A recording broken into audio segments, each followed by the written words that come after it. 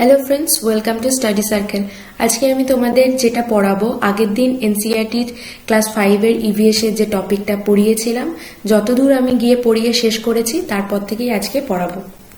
তো আশা করি তোমরা যারা CTET জুলাই আগস্টের এক্সাম দেবে তারা ক্লাসগুলো ফলো করছো।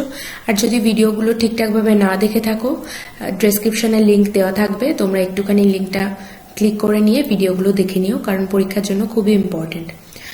আজকের ভিডিও তাহলে এখানে স্টার্ট করি।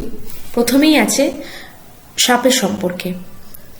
আগের দিনের ভিডিওতে স্নেক চার্মার পড়েছিলাম। এরপর আমরা জানবো যে কত টাইপের স্নেক আমাদের ইন্ডিয়াতে পাওয়া যায়, তারা পয়জনাস স্নেক কত রকমের দেখতে পাওয়া যায়, তাদেরকে কি বলে, এটা আজকে জানতে পারবো। এরপরে বলছে, do you know of the many kind of snakes found in our country? Only 4 types of snakes are poisonous. They are cobra, common carrot, Russell's viper, saw-scales viper. A snake has 2 hollow teeth. When it bites, the poison enters the person's body through the fangs. There is a medicine for snake bites. The medicine is made from the snake's poison and is available in all government hospitals. আমাদের কান্ট্রিতে অনেক রকমের সাপ দেখতে পাওয়া যায়, কিন্তু কেবলমাত্র 4 প্রকারের বিষধর সাপ দেখতে পাওয়া যায়। এই বিষধর সাপগুলোর নাম কি? Cobra, common krait, Russell viper যেটাকে ডুবোয়া বলা হয়েছে, আর স-স্কেল ভাইপার আফাইয়া বলা হয়েছে। এই সাপেদের 2খানা হলতিত থাকে, যেটাকে বলা হয় ফ্যাং। কি করে এই হলতিত? ফাঁকা দাঁত, ভিতরটা কি থাকে? ফাঁপা থাকে। দাঁতের ভিতরটায় বিষ থাকে, যেটার ফলে কি হয়, যখন কাউকে কামড়ে দেয় এই দাঁত থেকে বিষটা এসে তাদের বডিতে এন্টার করে। এরপরে এই বিষে যখন একটা মানুষকে কামড়াচ্ছে, তাহলে মানুষটা তো মারা যাবে, ওষুধটা কোথা থেকে পাবে? সাপে কামড়ালে সেই সাপের বিষ থেকে কিন্তু ওষুধ তৈরি করা হয়। আর এই ওষুধগুলো গভর্নমেন্ট হসপিটালে কিন্তু সবসময় অ্যাভেলেবেল থাকে।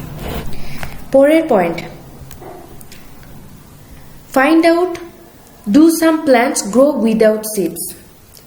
এমন গাছ আছে যারা কোনো রকম ভাবে, যে গাছগুলোকে আমাদেরকে মাটিতে বসাতে হয় না বা বীজ পুঁততে হয় না, সেই গাছের কি হয়, অটোমেটিক গাছটা গ্রো করে যায়।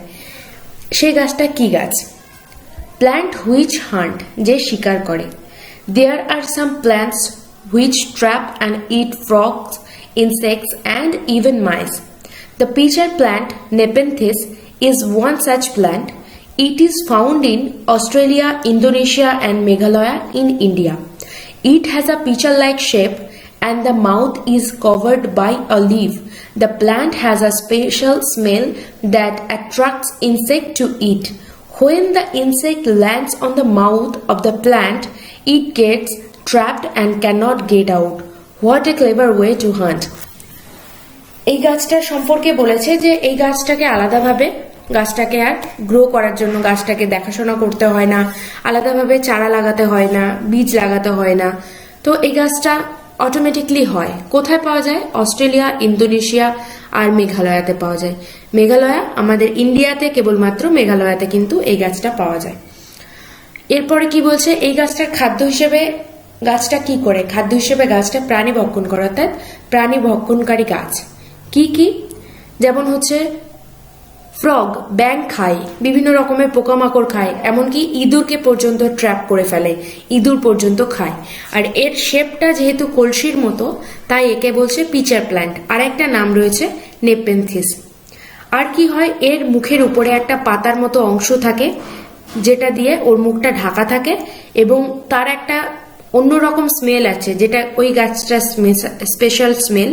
তো কি করে, এই স্পেশাল স্মেল দিয়ে ওই ইঁদুর, ইনসেক্ট, ব্যাংদের অ্যাট্রাক্ট করে, ফলে তারা এসে ওই গাছের উপরে যে মুখটা আছে সেখান দিয়ে ভিতরে চলে যায়, আর পাতাটা তখন উঠে গিয়ে তাদের ট্র্যাপ করে ফেলে পোকামাকড়গুলোকে। এইভাবে গাছটা তাদের খেয়ে বেঁচে থাকে। এটাই এর পোকামাকড়গুলোর চালাকির সাহায্যে ধরে গাছটা নিজে বেঁচে থাকে। এর পরের পয়েন্টটা কি? এর পরের পয়েন্ট হচ্ছে ভেলক্রো। এই ভেলক্রোটা কি? ভেলক্রো হচ্ছে আমরা যে এই টাইপের জুতোগুলো যারা পরি, তাদের দেখবে এখানে আঠার মতো স্ট্রাকচার আছে, যেটা চিপকে যায়, আটকাতে পারি আমরা জুতো। তো তেমনি ব্যাগেও থাকে, অনেক ব্যাগটাও আটকানোর জন্য। জামা কাপড়ের বেল্টে থাকে, বাচ্চাদের, বড়দের, বিভিন্ন টাইপের জিনিসে এই ভেলক্রো ইউজ করা হয়। এই যে আঠার মতো অংশ, এটাকে বলছে ভেলক্রো।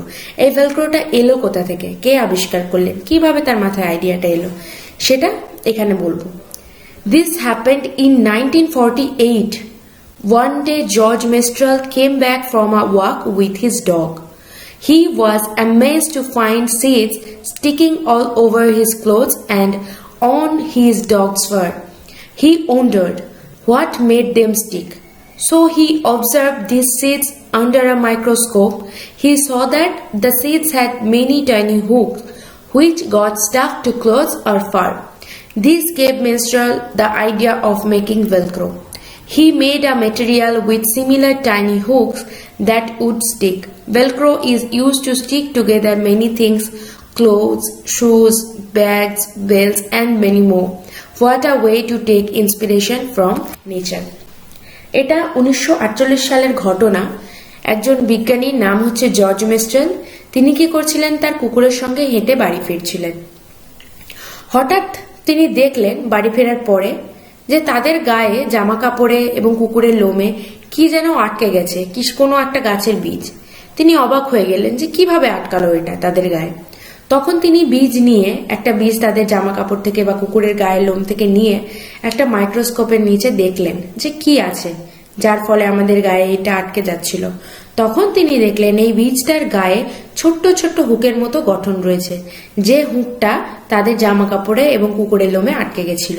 তখন জর্জ মেস্টার ভাবলেন যে এই রকম স্ট্রাকচার করে তো কোনো জিনিসকে একটা জামার সঙ্গে, জামার বেল্টের সঙ্গে কোনো হুক হিসেবে ব্যবহার করা যেতে পারে, জুতোতে ব্যবহার করা যেতে পারে, তো ভেলক্রোটা ইউজ করা যেতে পারে। এখান থেকে তিনি ভেলক্রোর আইডিয়াটা পেলেন। তারপরে তিনি সেই ভেলক্রো থেকে নানান রকম জিনিসে আটকানোর জন্য বিভিন্ন রকম আইডিয়া পেলেন যে হ্যাঁ, এটা তৈরি করলে দৈনন্দিন জীবনে যা জিনিস আমরা ব্যবহার করি সেখানে ভেলক্রোটা খুব সহজে ব্যবহার করা যেতে পারে। তেমনি জুতোতে, ব্যাগে, বেল্টে, আরো অনেক জিনিসে এই ভেলক্রোটা ব্যবহার করা হয়।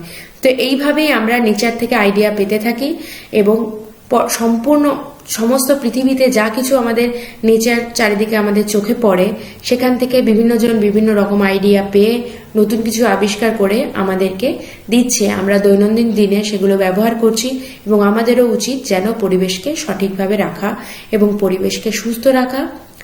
কোনো রকমভাবে পরিবেশকে যদি আমরা হার্ম করি, নিজেরা, মনুষ্য জাতি, অন্যান্য প্রাণী, তাহলে পরিবেশও উল্টে আমাদেরকে হার্ম করবে।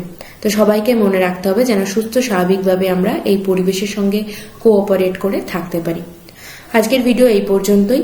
ভিডিও এখানেই শেষ করব, কারণ 3টে মেন টপিক পড়িয়েছি, সেই টপিকটা তোমরা দেখে নিও। এর পরের ভিডিও থাকবে। আর ভিডিও ভালো লাগলে অবশ্যই কমেন্ট করে দিও, লাইক করো, শেয়ার করো, আর সাবস্ক্রাইব করতে কিন্তু ভুলো না।